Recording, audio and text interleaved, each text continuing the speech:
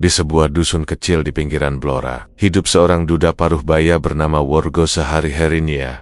Ia hanya mengurus beberapa ekor kambing yang tersisa, menyapu kandang, dan sesekali membantu tetangga yang membutuhkan tenaga. Hidupnya sederhana, tidak berlebihan, tapi cukup membuatnya bertahan dari hari ke hari. Worgo dikenal pendiam, namun ramah. Ia sering terlihat duduk di warung kopi Mbok Sarmi setiap sore, sambil mendengarkan obrolan para peternak lain. Sesekali ia ikut tertawa, meski lebih sering hanya mengangguk pelan. Di usianya sekarang, ia sudah jarang memikirkan hal-hal besar. Baginya, yang penting bisa makan, bekerja, dan tidur dengan tenang. Namun akhir-akhir ini, Worgo lebih sering melamun. Banyak yang menyangka ia hanya kelelahan. Tak ada yang tahu bahwa beberapa bulan terakhir hidupnya terasa makin berat sejak ia kehilangan hampir seluruh kambingnya. Meski ia mencoba menutupi, rasa kosong itu muncul setiap kali ia lewat kandangnya yang kini nyaris sepi. Orang-orang desa hanya mengira Worgo sedang apes. Tidak ada yang menyangka bahwa jalan hidupnya sebentar lagi akan berubah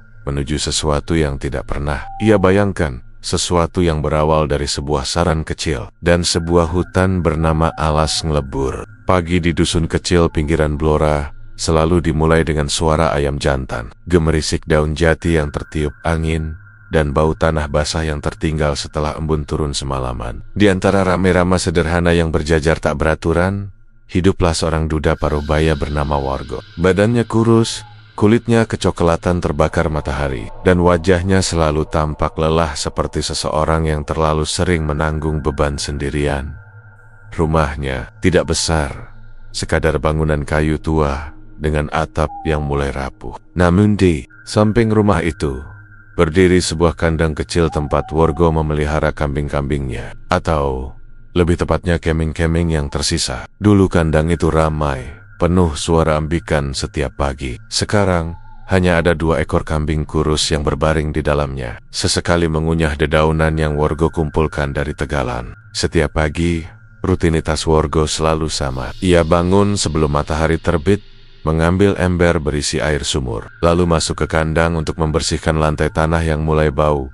Ngene Tokyo Ripsaiki, gumamnya lirih, menyapu kotoran kambing dengan gerakan lambat namun telaten. Meski hidupnya berat, Worgo tetap merawat hewan-hewan itu dengan penuh kesabaran. Mungkin karena hanya merekalah yang tersisa dalam hidupnya. Setelah selesai membersihkan kandang, Worgo biasanya menyiapkan makanannya sendiri.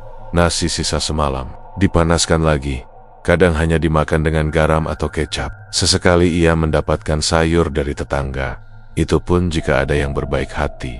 Namun Worgo tidak pernah mengeluh. Ia sudah terbiasa dengan hidup seadanya.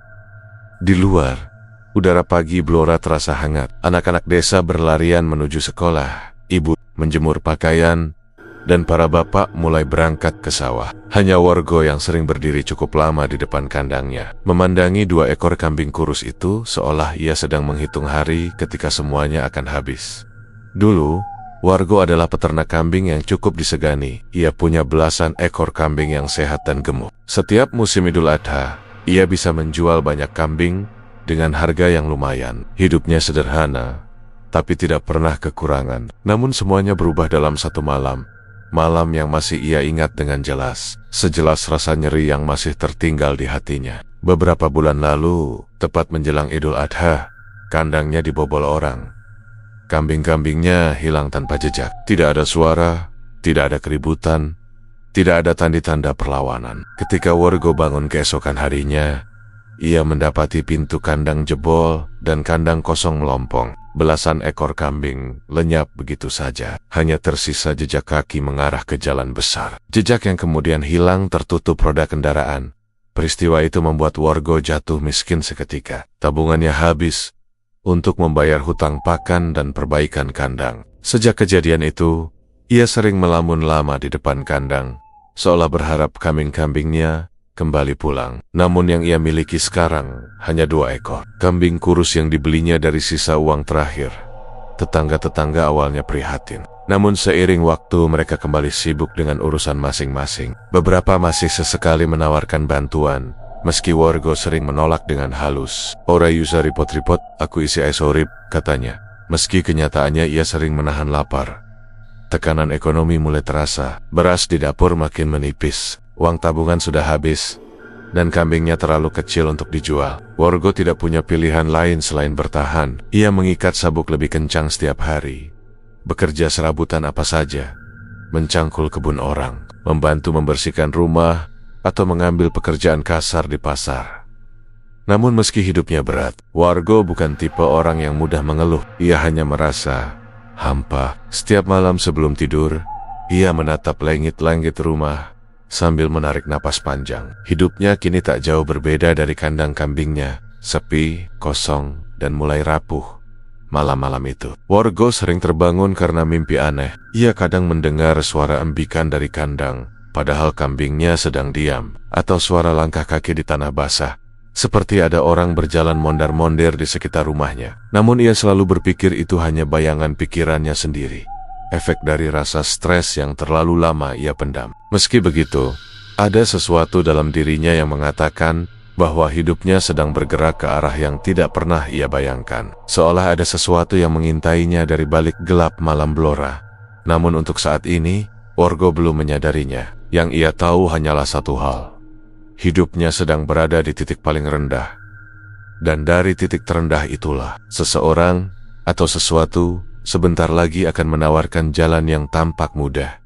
Jalan yang akan membawa Worgo pada kekayaan, sekaligus kegelapan yang tidak pernah ia duga. Siang itu, matahari Blora terasa terik. Debu jalanan berterbangan setiap kali sepeda motor melintas. Worgo baru saja selesai mengangkut rumput untuk 2 ekor kambingnya. Punggungnya pegal, tenggorokannya kering. Ia memutuskan mampir sebentar ke warung kopi Mbok Sarmi, tempat favorit para peternak melepas lelah sambil bertukar kabar. Warung itu sederhana, terbuat dari papan kayu dengan genteng tua yang sudah berlumut. Meja kayu panjang dan bangku bambu selalu penuh oleh bapak-bapak desa. Aroma kopi hitam dan gorengan menguar hangat, membuat siapapun merasa betah duduk berlama-lama. "Loh, Pak Worgo, jarang-jarang panjenengan nongol siang-siang," sapa Mbok Sarmi sambil meletakkan gelas kopi panas di meja. Worgo tersenyum tipis. "Lagi capek, Mbok, pingin ngasosek." Ia duduk di ujung bangku, mencoba menikmati sedikit ketenangan. Namun baru beberapa menit duduk, telinganya langsung menangkap obrolan dari 3 peternak yang duduk tidak jauh darinya. Suara mereka tidak keras, tapi cukup jelas untuk membuat Worgo memperhatikan. "Aku iki heran, kok kawan si Parmin saiki aiso akeh maneh, padahal kemarin tinggal siji," kata seorang lelaki tambun bernama Sutris sambil menyeruput kopinya. "Walah, konon kabar Parmin kui lajur menyang alas ngelebur, timpal yang lain." Worgo sedikit menegakkan tubuh. Nama itu alas ngelebur sudah lama tidak ia dengar. Hutan itu terkenal angker, bahkan anak-anak desa dilarang bermain terlalu dekat. "Ngapain Parmin ke sana?" tanya seseorang. Sutris menurunkan suaranya, seolah menyampaikan rahasia besar. "Katanya, jaluk bantuan penjagane." Beberapa orang tertawa kecil, tapi ada juga yang diam dengan wajah serius. Mbok Sarmi mendecakkan lidah. Jangan bicara sing aneh-aneh, nanti tamuku takut minum di sini." Namun obrolan tetap berlanjut. "Tapi memang bener loh, Mbok, wis akeh sing ngomong. Penjaga alas ngelebur itu katanya bisa bantu nambah ternak. Wong desa Plosorejowe percaya." Worgo menunduk, pura-pura tidak mendengarkan, tapi hatinya berdegup lebih cepat. Kata-kata itu menggantung di kepalanya. Alas ngelebur, penjaga nambah. Sebagai peternak yang sedang terpuruk, wajar jika kata-kata semacam itu terasa seperti angin segar. Meski ia tahu itu hanya mitos yang dibesar-besarkan orang kampung. Namun diskusi belum selesai. Tiba-tiba seorang lelaki tua yang duduk di pojok warung ikut bicara. Worgo baru sadar kehadiran orang itu. Rambutnya panjang beruban, wajahnya kurus dengan garis keriput dalam. Ia mengenakan pakaian lusuh, tapi matanya tajam, seperti seseorang yang menyimpan banyak rahasia. "Alas ngelebur ora main-main," katanya pelan namun tegas. Semua orang langsung diam. Warung seketika hening, hanya terdengar suara kipas angin tua yang berdecit.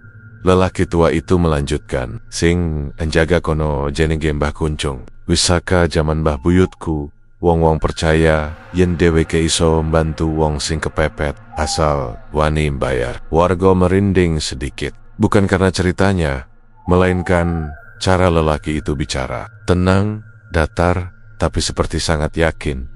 Salah satu peternak mencoba bercanda. Bayar pakai opo? Duit. Lelaki tua itu menatapnya lama. Ora, mesti duit. Tidak ada yang tertawa setelah itu. Wargo mengalihkan pandangan ke gelas kopinya. Ia tidak mau terlihat sedang memperhatikan pembicaraan itu. Tapi pikirannya terperangkap. Mitos pesugihan memang sering ia dengar, tapi tidak pernah ia bayangkan bisa menjadi relevan dengan hidupnya. Sutris akhirnya berkata, jangan buat takut. Wong cuma pengen nambah penghasilan. Kok nggak mungkin lah minta macem-macem. Lelaki tua itu hanya tersenyum samar. Lah nenek orang ngerti. Ojo sok ngomong. Sing jenennya seperjanjian. Mesti ana sing ditumbas. Ia lalu berdiri perlahan, merapikan sarungnya, dan berjalan keluar tanpa pamit. Tidak seorang pun menegurnya. Semua hanya memandang punggungnya sampai hilang di tikungan jalan. Wargo memandangi lelaki tua itu pergi, lalu menghela napas panjang. Ia tidak percaya sepenuhnya, tapi kata-katanya menancap kuat dalam benak. Selama beberapa detik ia bahkan lupa menyeruput kopinya yang mulai dingin.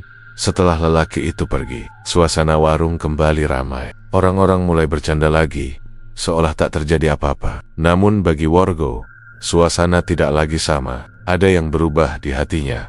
Ia mencoba mengenyahkan pikiran tentang hutan itu, tapi semakin ia menghindar, semakin pikiran itu menghantuinya. Kalau benar ada cara untuk membuat kambingnya bertambah, kalau benar ada sesuatu yang bisa mengangkatnya dari keterpurukan, apa salahnya mencoba? Ia tahu itu pemikiran berbahaya. Ia tahu ia sedang putus asa, tapi yang membuatnya semakin memikirkan hal itu adalah kenyataan pahit yang ia hadapi. Hidupnya sudah mentok. Jika keberuntungan tidak segera datang, ia tidak tahu sampai kapan ia bisa bertahan. Saat ia bangkit hendak pulang, Mbok Sarmi berkata, "Loh, kok cepet mulih, Gor?" Wargo tersenyum hambar. "Mau lihat kambing dulu, Mbok." Namun sebenarnya, ia ingin pulang karena pikirannya sudah tidak tenang. Ia berjalan cepat menuju rumah, melewati jalan tanah yang dipenuhi daun jati berguguran. Kepalanya penuh suara-suara obrolan tadi.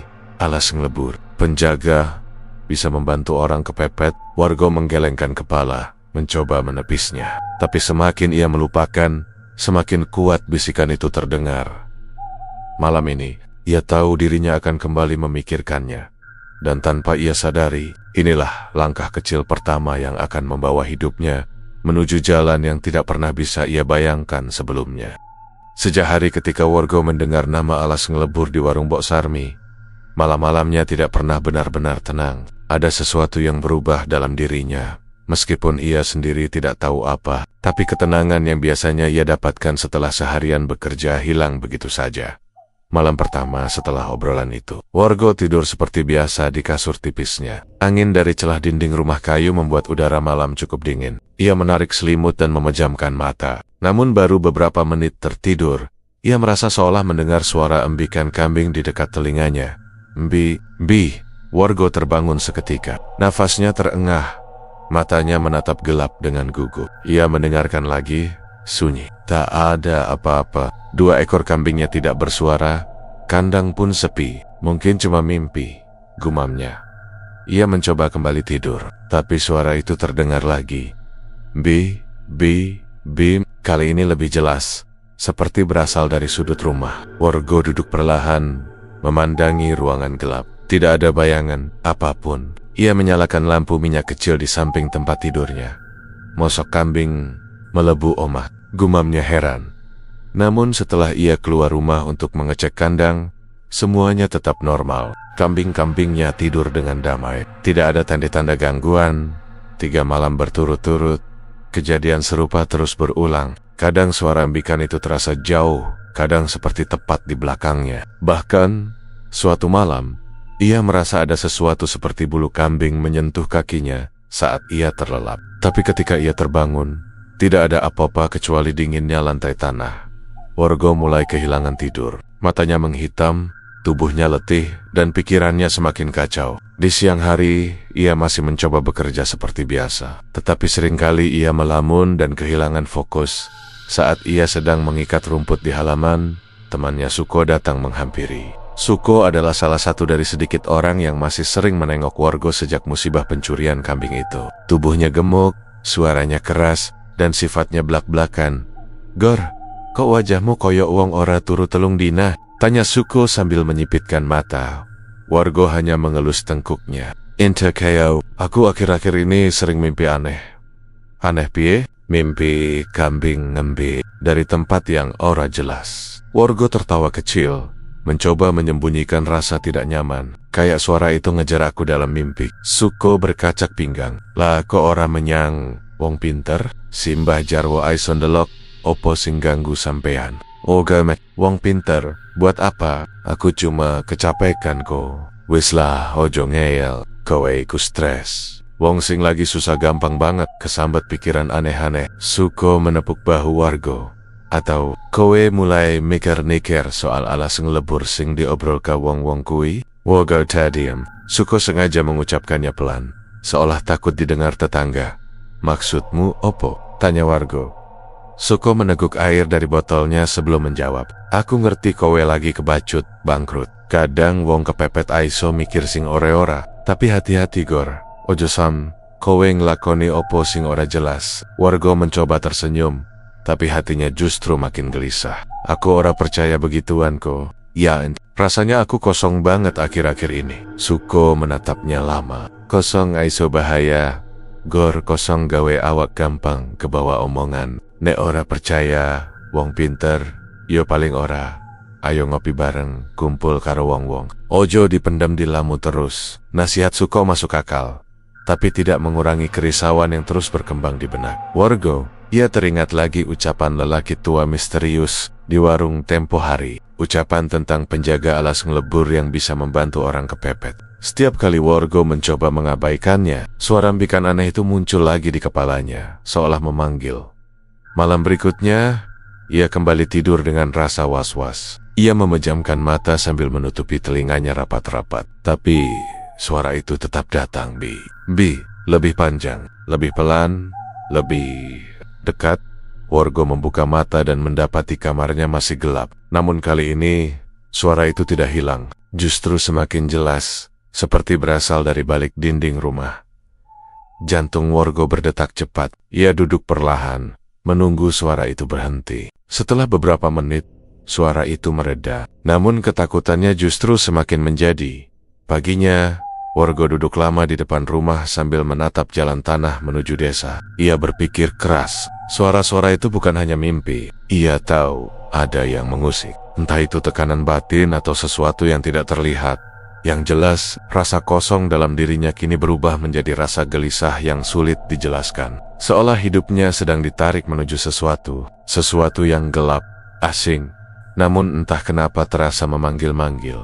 Dalam diam, Worgo menghela napas panjang. Jika keadaan ini terus berlanjut, ia mulai bertanya-tanya. Mungkin saran Suko masuk akal, atau mungkin ia harus mulai mempertimbangkan jalan lain. Jalan yang selama ini hanya menjadi bisikan dari hutan yang bernama Alas Ngelebur. Pasar hewan Blora selalu ramai setiap pasaran Legi, dan hari itu Worgo datang lebih awal dari biasanya. Ia tidak berniat membeli apapun, modalnya tak cukup, tetapi ia merasa butuh udara yang berbeda dari kandangnya yang sepi. Bau rumput kering dan suara embikan kambing selalu membuat hatinya sedikit hangat. Walau hanya sebentar, ia berdiri di antara deretan kandang kayu sementara, memperhatikan para pedagang menimbang kambing, menawar harga, atau sekadar berdebat soal kualitas bulu. Suasana itu dulu adalah dunianya. Kini ia hanya menjadi penonton yang berjalan dengan tangan kosong.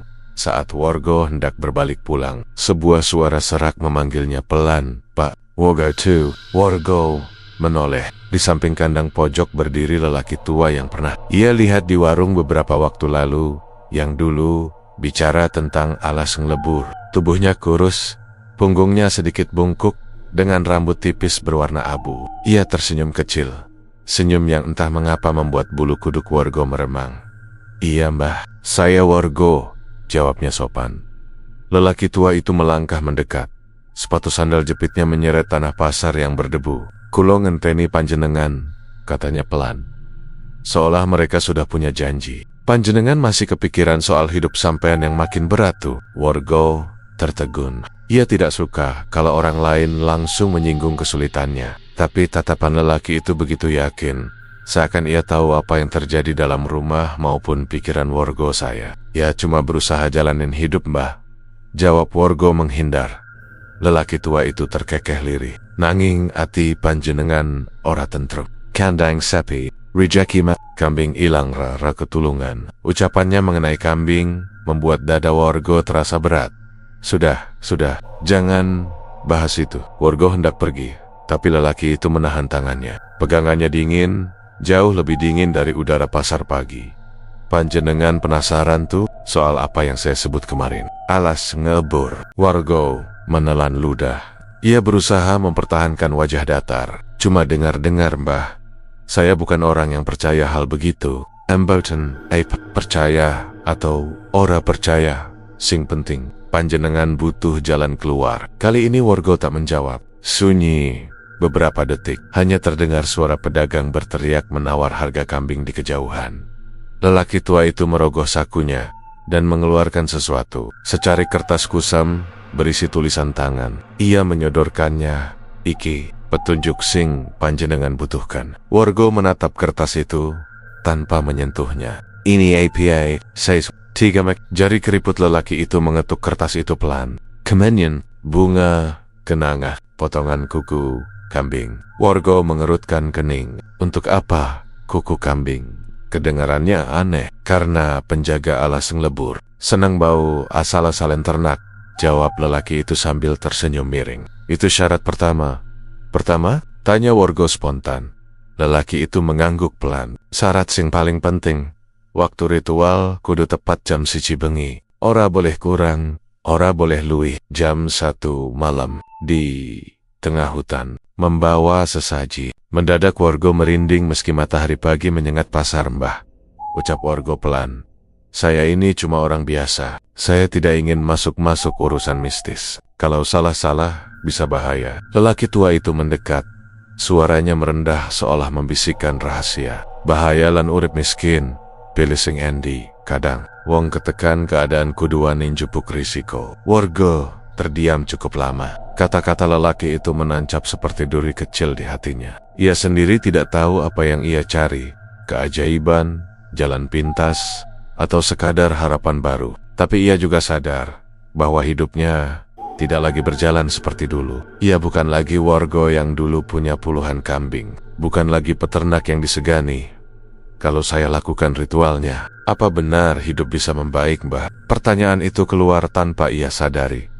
Lelaki itu tersenyum, kali ini lebih lebar. Sampean bakal oleh sing luisaka sing ilang. Worgo menatap kertas itu sekali lagi. Di kejauhan, suara ambikan kambing terdengar seperti gema yang mengingatkannya pada masa lalu. Masa ketika hidup masih terasa baik-baik saja. Mungkin inilah kesempatan untuk memperbaiki semuanya, atau setidaknya merasakan harapan lagi. Apa saya harus pergi sendiri? Tanya Worgo, perlahan terjebak dalam percakapan itu. Ya, ritual kudu sampean sing lakoni dewe. Penjaga alas ngelebur ora seneng keramaian. Worgo menarik napas panjang. Tidak ada yang memaksanya, namun ia tahu dirinya mulai goyah. Akhirnya ia mengulurkan tangan dan mengambil kertas itu. Lelaki tua itu tersenyum puas, seolah sudah menunggu momen itu sejak awal. Sugeng dalan, Pak Worgo, katanya pelan. Penjaga alas ngelebur wis nelok panjenengan. Saka lama Worgo ketika ia menatap kembali lelaki tua itu, sosok tersebut sudah membalik badan dan berjalan perlahan. Langkahnya terseret, tetapi entah mengapa setiap ayunan tubuhnya tampak tidak, seolah bayangannya sedikit terlambat mengikuti. Worgo menelan ludah. Ia menggenggam kertas kusam itu erat-erat, terasa lembab oleh keringat telapak tangannya. Ia tidak tahu apakah ia baru mendapat harapan, atau justru membuka pintu bagi sesuatu yang seharusnya tidak ia sentuh. Sejak pertemuan itu di pasar hewan, Worgo tidak bisa tenang. Setiap malam, ia memandangi kertas kusam yang berisi petunjuk sesaji, membaca ulang tulisan lelaki tua itu berkali-kali, sampai hampir hafal. Ia masih ragu, masih belum sepenuhnya percaya, namun rasa putus asa membuat pikirannya terus kembali ke satu titik. Mencoba, akhirnya, ia memutuskan menyiapkan semuanya. Kemenyan ia dapat dari warung kecil milik Mbok Sarmi. Bunga kenanga ia beli dari pedagang bunga di depan pasar Gagaan. Hanya kuku kambing yang membuatnya sedikit bingung. Ia tidak punya banyak kambing lagi. Hanya 1 ekor betina yang belum ia jual karena terlalu kurus untuk laku di pasar. Dengan perasaan tak enak, ia memotong sedikit kuku dari kaki kambing itu. Kambingnya meringis, namun Wargo mencoba menenangkan. "Maaf Nduk, cuma sebentar," gumamnya sambil membelai kepala ternak itu. Ketika semua bahan terkumpul, ia memasukkannya ke dalam kain kecil yang diikat dengan benang hitam. Kain itu kemudian ia simpan dalam saku bajunya dekat dada, seolah dia kini mampu memberi keberanian. Ritual harus dilakukan jam 1 malam, dan Wargo menghabiskan sore hari dengan gelisah. Matahari belum tenggelam pun, ia sudah mondar-mondir di sekitar rumah. Setelah maghrib, ia duduk lama di depan kandang kosongnya sambil menatap satu-satunya kambingnya makan rumput pelan-pelan. Jam 11 malam, ia mengunci pintu rumah dan mempersiapkan senter serta pisau kecil untuk jaga-jaga. Tidak ada yang ia beritahu tentang rencananya malam itu. Jika ia pulang dengan tangan kosong, ia tidak ingin orang lain tahu ia hingga sedesperate itu. Dan jika ia berhasil, ia pun belum tahu bagaimana menjelaskannya. Saat jarum jam menunjuk pukul 12 lewat sedikit, ia berjalan menuju pinggir dusun. Jalan setapak menuju alas ngelebur tampak lebih gelap dari biasanya. Lampu-lampu rumah warga sudah mati. Hanya menyisakan temaram dari obor kecil yang masih menyala di beberapa halaman. Udara dingin menusuk kulit. Setiap langkah membuat degupan jantungnya semakin keras. Namun ia tetap melangkah. Memasuki mulut hutan, wangi tanah basah langsung menyergap hidungnya. Daun-daun saling bergesekan pelan, tertiup angin, menghasilkan suara yang terdengar seperti bisikan-bisikan samar. Senter di tangannya menyorot jalan di hadapannya, memperlihatkan akar-akar pohon yang terjulur di tanah dan pepohonan tinggi yang berdiri bagai penjaga sunyi. Hanya angin, cuma angin, gumam Wargo meyakinkan diri. Ia mengikuti petunjuk dari lelaki tua itu. Jalan lurus sekitar 500 meter, hingga menemukan pohon besar yang cabangnya menjulur ke samping seperti tangan raksasa. Pohon itu mudah dikenali, bahkan di tengah gelap malam. Setibanya di sana, ia berhenti. Pohon itu terlihat lebih besar daripada yang ia bayangkan. Kulit batangnya kasar dan gelap, seolah telah menyerap cerita-cerita lama yang tak pernah diungkapkan. Wargo menelan ludah. Jam di ponsel menunjukkan 00,58. Ia duduk bersila di depan pohon, mengeluarkan kain berisi sesaji. Tangannya sedikit gemetar. Namun bukan karena takut, lebih karena bingung apakah semua ini masuk akal. Ia menyalakan kemenyan. Asap putih tipis mulai naik perlahan, berputar sebelum menghilang di antara ranting. Kemudian ia menaburkan bunga kenanga di atas tanah. Aroma lembutnya bercampur dengan bau kemenyan, menciptakan wangi yang anehnya membuat Wargo sedikit tenang. Terakhir, ia meletakkan potongan kuku kambing di tengah taburan kenanga. Jam tepat menunjuk 01,0 ini. "Sudah pas waktunya," bisiknya. Lalu ia mengingat kalimat lelaki tua itu. "Cukup duduk, tenang, dan niatkan apa yang kamu mau." Maka Wargo memejamkan mata. Ia menarik napas dalam-dalam, lalu menghembuskannya perlahan. "Aku cuma ingin hidupku kembali. Ingin kambingku banyak seperti dulu. Ingin kerja keras kembali membuahkan hasil. Tidak ada mantra, tidak ada bacaan aneh, hanya niat." Beberapa detik berlalu, beberapa menit berlalu, dan yang terjadi tidak ada hal besar. Tidak ada suara roh, tidak ada bayangan berwujud, tidak ada tangan hitam muncul dari tanah seperti cerita-cerita horor di warung kopi. Namun, ada hembusan angin dingin yang terasa berbeda. Angin itu datang pelan, tapi menusuk kulit, seolah berasal dari tempat lebih dalam dari sekadar hutan. Bunga kenanga yang ia letakkan bergerak perlahan, seperti disentuh sesuatu yang tak terlihat.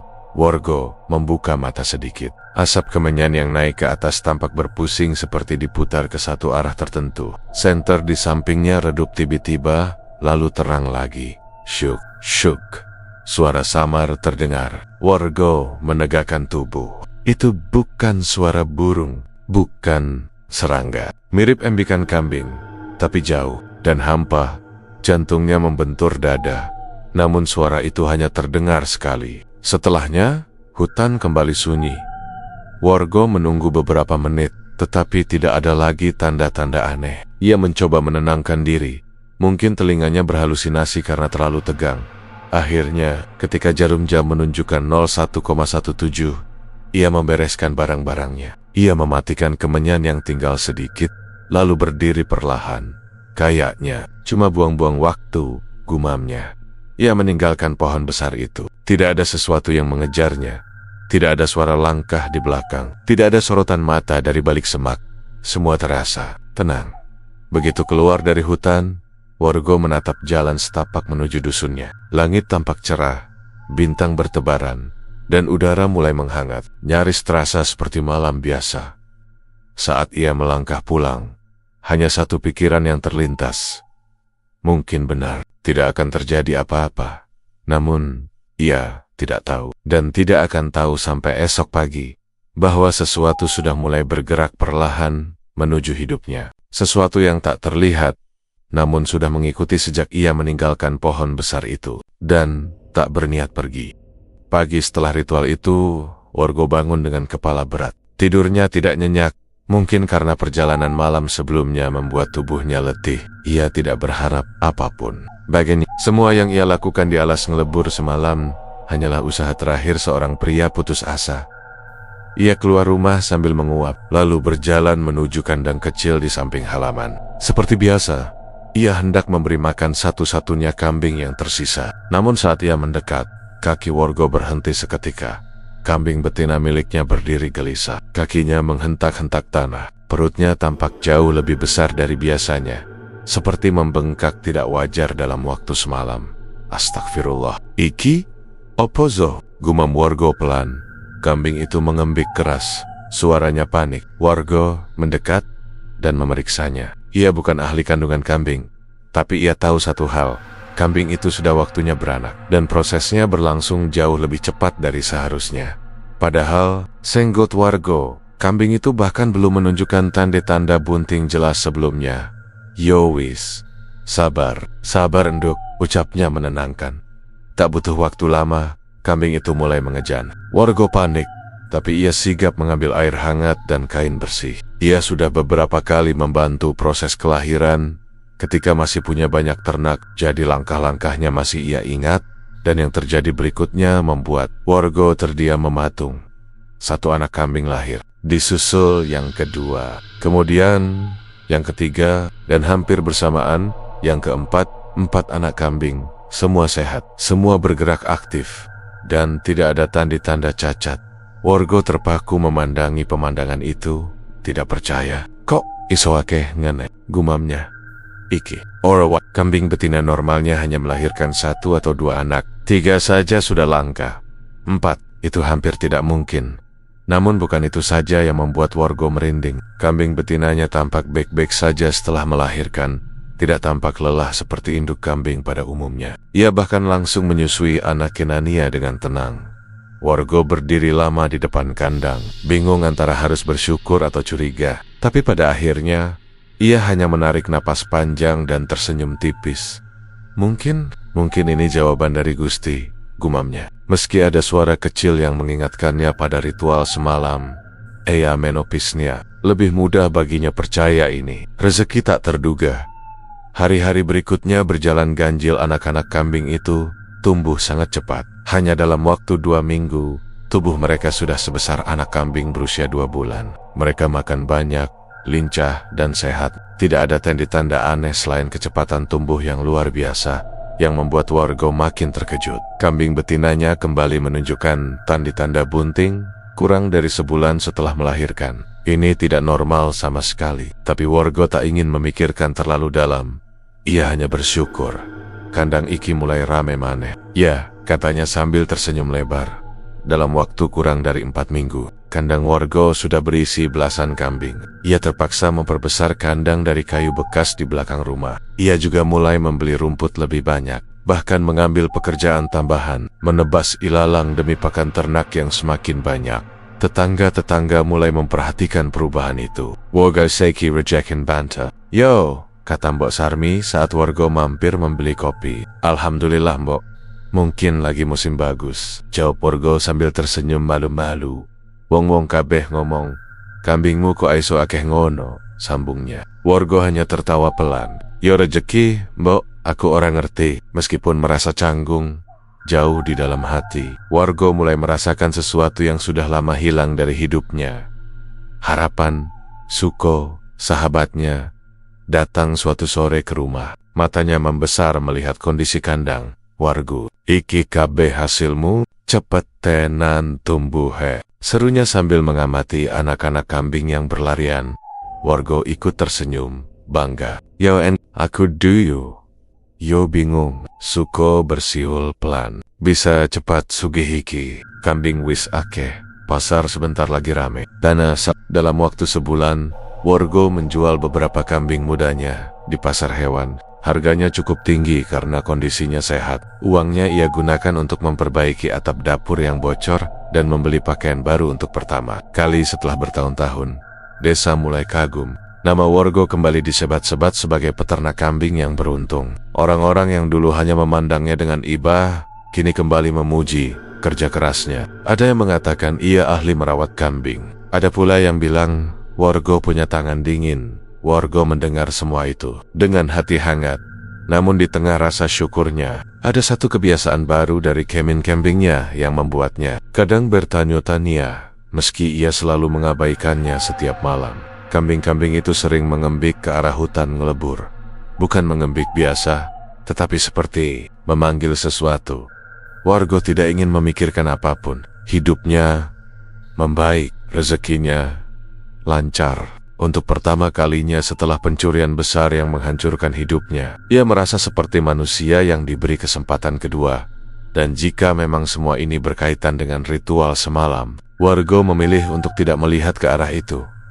Belum sekarang, belum saat hidupnya baru saja kembali terang. Ia tidak tahu bahwa bayangan yang mengikuti langkahnya sejak ritual malam itu sedang menunggu. Diam, sabar.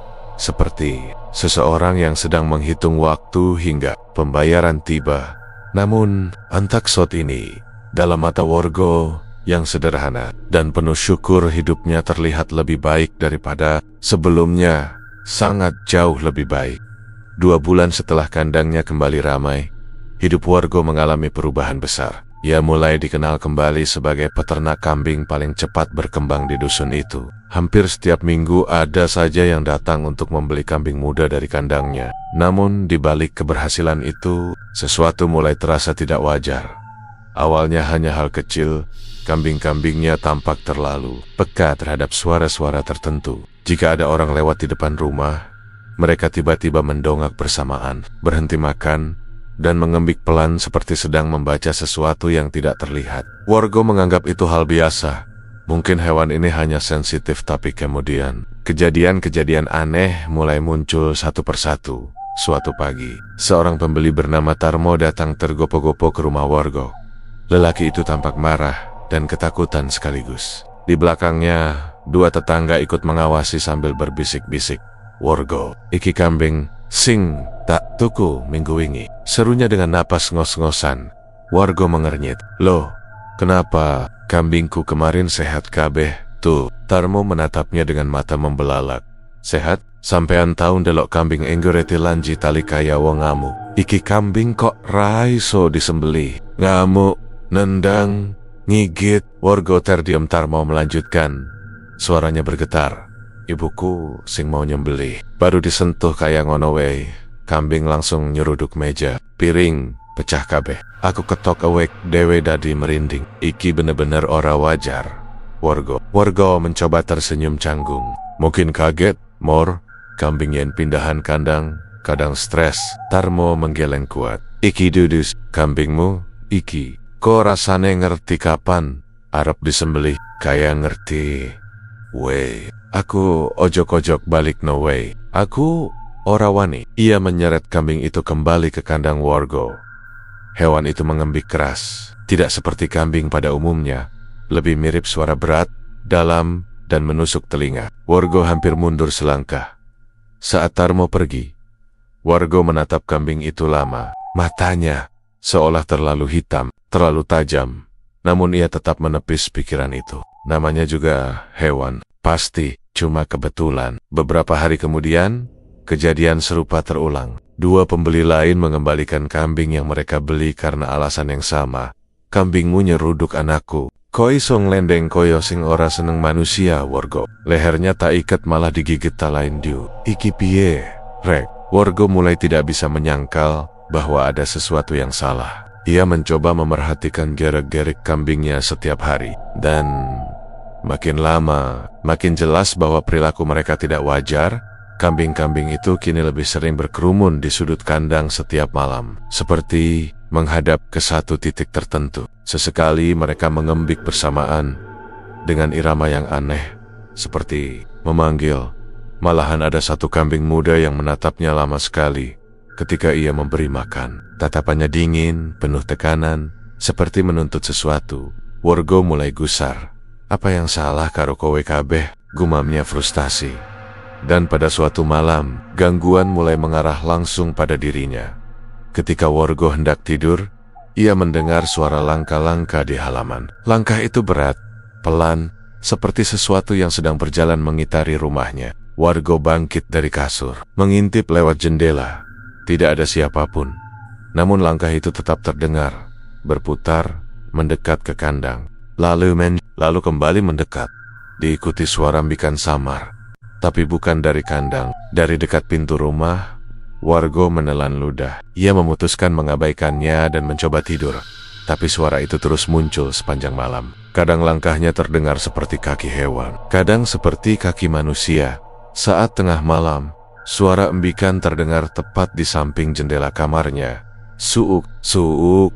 Worgo terbangun dengan mata membelalak. Embikan itu terlalu dekat. Ia menahan napas, berdoa cepat, dan menggenggam selimut hingga tangannya berkeringat. Namun ketika ia memberanikan diri mengintip keluar, tidak ada apapun. Kandang tetap tenang. Tidak ada kambing yang lepas, tidak ada bayangan bergerak, hanya daun jati yang bergetar pelan diterpa angin. Keesokan paginya, Worgo pergi ke kandang dan melihat sesuatu yang membuat bulu kuduknya berdiri. Beberapa kambing berdiri diam menatapnya. Bukan tatapan hewan pada umumnya, tetapi seperti menilai, mengukur, atau menunggu reaksinya. Ada satu anak kambing yang berdiri tepat di pintu kandang, seolah sedang menjaga. Ketika Worgo mendekat, hewan itu mundur perlahan, namun matanya tidak lepas dari wajahnya. Sakjane, opo sing kelakon iki? Bisik Worgo dengan suara parau. Ia mulai menghubungkan titik-titik. Kelahiran yang tidak normal, pertumbuhan terlalu cepat, agresivitas, suara langkah di malam hari, embikan dekat jendela. Semua itu muncul setelah ritual di alas ngelebur. Worgo mulai memegang kepalanya, mencoba menepis pikiran yang lebih gelap. Ia tak mau mengingat lelaki tua di pasar yang memberinya petunjuk. Ia tak mau mengingat kemenyan, kenanga, kuku kambing. Namun suara embikan berat yang tiba-tiba terdengar di belakangnya membuatnya merinding sekujur tubuh. Pelan, dalam, tidak seperti kambing biasa. Worgo berhenti bernapas sesaat. Untuk pertama kali sejak kehilangan kambingnya dulu, ia merasa ketakutan. Dan lebih buruknya, ketakutan itu terasa seperti baru permulaan. Malam di dusun Kendeng tiba-tiba terasa lebih panjang daripada biasanya. Angin yang biasanya hanya berbisik lembut, kini seperti membawa sesuatu, seolah ada suara lain yang ikut terseret. Samar, namun menggetarkan dada. Worgo duduk di teras rumahnya. Lampu sentir menarik kecil tertiup angin. Matanya sembab, pikirannya kacau. Ia baru saja menerima 2 pengembalian kambing dari pembeli berbeda. Satu karena mengamuk, satu lagi karena mencoba menerjang anak kecil. Pra masuk Aikel. Kambing, opo kui? Gumamnya lirih, memijit kening. Di kejauhan, kandang kayu miliknya terlihat gelap. Meski lampu sudah ia gantung di sana, beberapa kambing mengembik pelan, namun suaranya tidak wajar. Lebih panjang, seperti ditarik dari tenggorokan yang bukan sepenuhnya milik hewan. Worgo menahan napas, dadanya terasa sesak, seperti ada beban yang tak bisa ia jelaskan. Sekitar tengah malam, suara dak-dak terdengar dari arah kandang. Suara seperti kaki besar menginjak tanah, bukan kaki kambing biasa. Worgo terbangun spontan. Ia meraih lampu sentir dan bergegas keluar. Seluruh bulu kuduknya berdiri begitu angin malam menyentuh kulitnya. Sesampainya di kandang, Ia terdiam. Pintu kandang terbuka sedikit, padahal ia yakin sudah menguncinya. Lampu di dalam kandang bergoyang, seolah disentuh seseorang. Bau amis menusuk hidung. Bukan bau kambing, tapi lebih seperti bau bangkai yang lama dibiarkan. Siapa di sana? Warga bersuara serak. Tak ada jawaban, hanya embikan pelan dari kambing-kambingnya. Nada rendah yang membuat jantung Warga memukul dadanya. Ia melangkah masuk. Lampu senter menyorot lantai kendang. Ada bekas goresan panjang seperti cakaran. Garis-garisnya dalam, menembus kayu. Kambing-kambingnya berkumpul di sudut, saling menempel seolah ketakutan. Mata mereka tampak merah memantulkan cahaya, bukan seperti biasanya. Kalian kenapa? Warga mendekat. Namun tiba-tiba, KREEK, sebuah suara dari atap kandang membuatnya tersentak mundur. Ia menatap ke atas. Di antara sela-sela jenting, terlihat sesuatu bergerak. Sebuah bayangan melintas cepat, panjang, dan bergelambir. Rambutnya menjuntai, atau mungkin itu bukan rambut. Warga tak tahu. Yang jelas, bentuk itu bukan hewan. Jantungnya ingin meledak. Astagfirullah, desik, tapi bibirnya gemetar. Seakan doa itu tak cukup kuat mendorong apapun pergi. Bayangan itu berhenti tepat di ujung atap. Perlahan muncul sebuah tangan, kurus, panjang yari-yari seperti ranting kering. Tangan itu merayap ke bawah, menggaruk permukaan dinding kandang, menghasilkan suara yang membuat kepala warga sakit. Rit, rit, warga terpaku. Tak bisa lari, tak bisa berteriak. Kemudian, suara itu berhenti. Sosok di atap juga menghilang begitu saja, seolah memudar dalam gelap. Hening mendadak menyelimuti seluruh dusun. Tidak ada angin, tidak ada embikan, tidak ada apapun. Warga jatuh terduduk. Napasnya terengah. Keesokan paginya, Suko datang karena mendengar rumor dari tetangga bahwa warga berteriak semalaman. Meski warga sendiri tak merasa pernah berteriak. Kaura opo-opo, go? Tanya Suko, melihat wajah sahabatnya yang pucat seperti orang sakit. Warga butuh waktu beberapa detik untuk menjawab. Suko, ono sing nang kandangku wingi bengi, belut? Ular. Warga menggeleng pelan. Ono sing rambut dawa nang dhuwur kandang. Macem wong tapi dudu wong. Suko sontak merapatkan badannya. Wajahnya menegang. Go, aku wis ngomong. Kowe iki kudu ati-ati nenek, wis melu-melu bab ting ora jelas. Pesugihan kui ora ono sing gratis. Warga menunduk. Ucapan itu terasa seperti tamparan keras. Aku orang jaluk nenek dadi ngono kok. Aku mang pengen aiso urip normal maneh. Suko menghela napas panjang. Tapi cara sing kowe tempuh ora normal. Go next sing kowe jolak jaban saka sing ora katan. Ya mesti ono tuntutane. Warga menelan ludah. Tenggorokannya kering.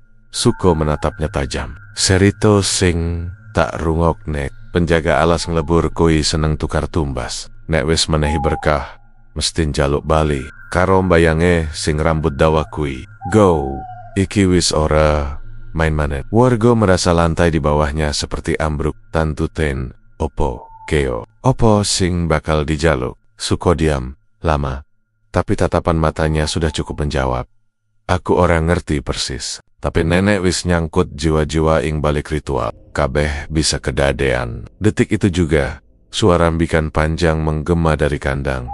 Tapi suara itu bukan suara kambing biasa. Lebih dalam, lebih dan seperti menjawab percakapan mereka. Warga dan Suko spontan menoleh ke arah kandang. Jantung mereka memukul dada. Ada bayangan hitam bergerak cepat melintas di balik bilik dinding kandang. Kali ini lebih jelas, lebih besar, dan seolah sengaja menunjukkan diri. Warga mulai sadar, apapun yang ia undang dari alas ngelebur belum sepenuhnya memperlihatkan dirinya dan tuntutannya. Sebentar lagi datang. Sejak kejadian malam itu, Warga tidak bisa tidur nyenyak. Setiap kali memejamkan mata, ia merasa ada sesuatu yang mengintip dari sudut ruangan. Kadang terdengar suara embikan samar. Kadang suara langkah di atap, kadang hanya hembusan napas dingin yang menyentuh tengkuknya. Tubuhnya mulai ringkih, lingkar mata menghitam. Tapi ia tak berani bercerita pada siapapun selain Suko. Pagi itu, saat matahari baru menyentuh dedaunan jati, Wargo berusaha mengumpulkan keberanian untuk mendekati kandang. Ia perlu memberi makan kambing-kambingnya, meski jantungnya berdegup lebih cepat dari biasanya. Langkahnya berat, seperti menapak di tanah yang menolak tubuhnya. Sesampainya di kandang, ia tertegun. Lantai kandang penuh bekas goresan, jauh lebih banyak dari sebelumnya. Goresan, iki tambah akeh. Wargo berbisik, menelan ludah. Kambing-kambingnya berkumpul di sudut, tapi kali ini mata mereka berbeda. Lebih berkilat, lebih layak, seakan ada sesuatu yang mengikuti gerakan. Wargo dari balik pupil mereka, salah satu kambing jantan tiba-tiba mengembik keras, panjang, dalam, dan suaranya sama sekali tidak wajar. Hampir seperti suara manusia yang ditarik dari tenggorokan. Wargo mundur refleks. Astagfirullah. Sampean kenapa iki? Saat ia ingin menarik pintu kandang, sebuah tangan pucat muncul dari celah kayu dalam kandang. Mencakar udara seolah mencoba meraih kaki Wargo. Tangan kurus, panjang, dengan kuku hitam runcing. Wargo terjatuh ke belakang. Lampu minyak hampir terlempar. Tangan itu menghilang dalam sekejap, seperti mengejek ketakutannya. Tapi Wargo tahu apa yang ia lihat tadi bukan halusinasi. Tangan itu nyata. Suko datang tak lama kemudian karena mendengar teriakan Wargo dari ujung jalan. "Go, kau suaramu tekan omahku!" katanya sambil berlari. Wargo masih terduduk di tanah, wajah pucat, tubuh gemetaran. Ia menunjuk ke kandang tanpa kata. Suko masuk pelan-pelan, mencoba memastikan apa yang terjadi. Ia memeriksa lantai, dinding, dan celah tempat Wargo melihat tangan itu. "Go, iki ora normal. Nek, iki bener tanda. Berarti sing saka alas ngebur wis wiwit ngetut nekowe." Wargo hanya menutup wajahnya, menggeleng terus-menerus. "Aku mung jaluk uripku bali kok. Aku ora arep nyambut gawe bareng makhluk ngono." Suko menatapnya iba. "Pesugihan kuira kabeh janji manis. Go awale dibantu, akhirnya dituntut. Sing ngasih berkah ora bakal diam we." Wargo menatap ke kandang. Kambing-kambingnya mulai mendekat ke bilik kayu, berdiri berderet seperti sedang menunggu sesuatu. Mata mereka lurus menatap Wargo, bersama, serempak. Seolah bukan kambing yang mengontrol tubuh mereka. Seolah ada sesuatu di balik mata itu yang sedang mengawasi. Menjelang sore, Wargo memutuskan menutup rapat kandang dan memasukkan semua kunci ke dalam sakunya. Ia berharap malam nanti lebih tenang, tapi ketenangan itu tidak datang. Saat malam turun, suara-suara dari arah kandang justru makin menjadi-jadi. Bukan embikan biasa, melainkan suara hentakan kaki. Berat, seperti kaki makhluk besar yang sedang berjalan mondar-mandir. Duk, dak, dak. Wargo terbangun, tubuhnya langsung diselimuti rasa takut. Ia mengintip dari jendela dari keyohan. Terlihat siluet hitam berdiri di atas atap kandang. Sosok kecil di bawah bayang-bayang pohon jati. Melihat ke arah rumah Wargo. Meski gelap, Wargo yakin makhluk itu memelototi dirinya. Ia menutup mulut agar tak berteriak. Sosok itu melompat turun ke tanah. Gerakannya cepat namun tidak bersuara. Lalu ia mulai berjalan menuju rumah Wargo. Langkahnya perlahan, menyeret sesuatu yang terdengar seperti ranting panjang menyapu tanah. SRRIAK, Wargo mundur ke belakang. Tubuh bergetar hebat. Ia bersembunyi di balik meja, memeluk dirinya sendiri. Setiap suara langkah itu terdengar semakin dekat. Ketika suara itu berhenti, tepat di depan pintu rumah, Wargo menahan napas sampai dadanya sakit. Pintu kayu tua bergetar, seperti ada sesuatu yang menempel di sana dari luar. Lalu, tok, tok, ketukan pelan. Tapi ritmenya tidak seperti manusia tok. Jadep, tok, suara yang membuat kulit Wargo merinding. Kemudian, terdengar suara lirih dari balik pintu. Suara berat, serak, dan berbisik seperti napas makhluk yang tidak memiliki paru-paru. Waar, buka, wes, wehai, bayar. Wargo menutup mata, menggeleng keras, menekan telinganya ora. "Ora, aku ora melu urusanmu." Sosok itu tertawa pelan. Nada tertawanya pendek, patah-patah, seperti suara hewan yang mencoba meniru manusia. Lalu tiba-tiba, PRAAKK, pintu bergetar keras, hampir jebol. Wargo melompat mundur sambil menjerit. "Kowe janji, Wargu." Suara itu menggeram, tekan, wektu panen. Jiwa, kanggo, jiwa. Langkah kaki itu perlahan menjauh. Sosok itu kembali ke arah kandang.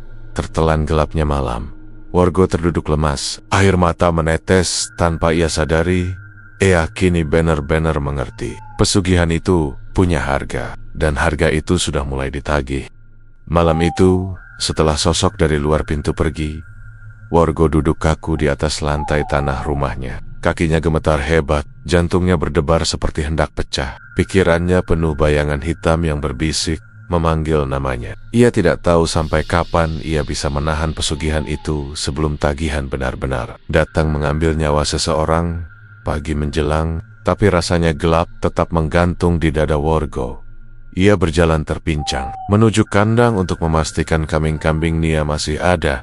Ketika ia membuka pintu kandang, seluruh tubuhnya merinding.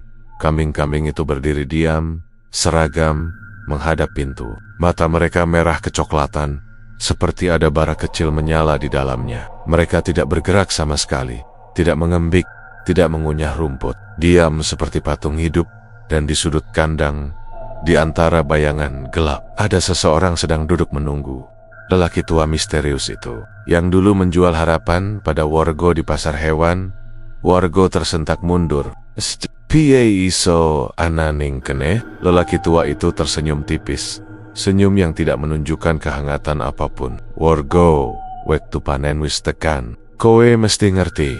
Aku rajanji. Opo-opo, bantah Wargo gemitar kowe teko menyang alas ngelebur. Masang sesoji, nindakake aturan, jawab lelaki itu dengan suara rendah. Nek kowe nyaluk bantuan cau kudu gelem balesan. Wargo menggeleng, memegangi kepalanya. Aku mong pengen uripku bali, ora pengen ngegawe ciloko wong liyo. Lelaki itu berdiri, tubuhnya perlahan berubah lebih tinggi. Kulitnya memucat, dan rambutnya memanjang menjuntai hingga ke tanah. Suara hembusan angin tiba-tiba meraung dari balik pohon. Meski pagi masih hening, ana dua pilihan. Wargo, kata sosok itu, kini bukan lagi lelaki tua, tapi entitas yang mengingatkan pada penjaga alas ngelebur yang disebut dalam mitos. Kowe dadi tumbal, utawa kowe nyerahke jiwa liyo. Wargo tersungkur di tanah, tak mampu menjawab. Kabeh sing cowen duweni saiki diperoleh saka kekuatanku.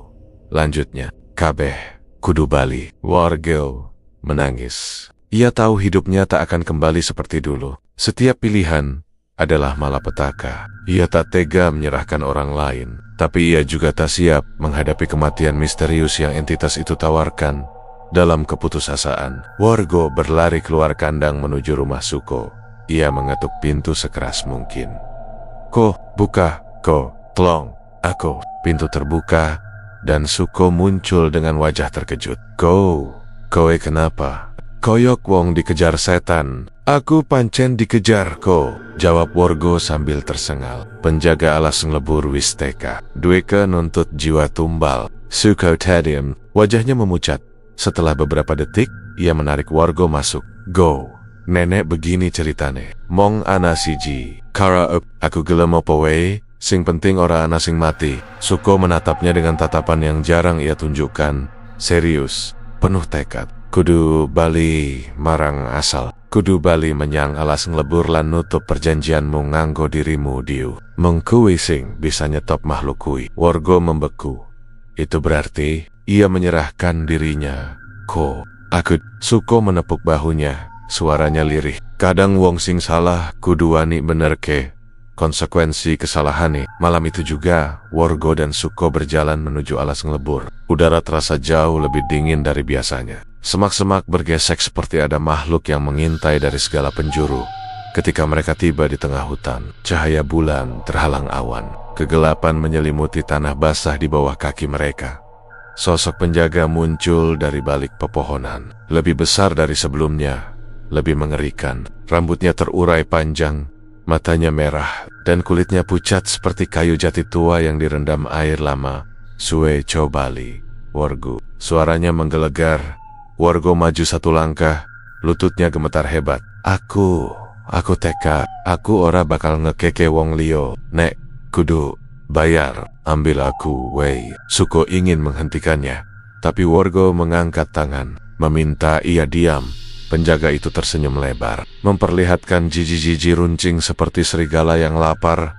Jiwa sing gelem nerima nasib, luwih manis rasane, bisiknya. Ia menunduk, meraih Wargo dengan tangan panjangnya. Namun tepat sebelum menyentuh Wargo, Suko berteriak lepesek kon kaku. Kowe wis njupuk kabeh sakadewek. Makhluk itu menghentikan gerakannya.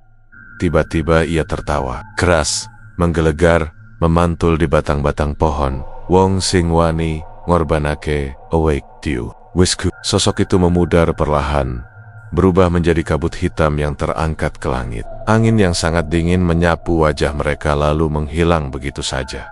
Keheningan menyeruak. Wargo menggigil, tak percaya bahwa makhluk itu lenyap begitu saja. Kako, wis rampung? Tanya Wargo.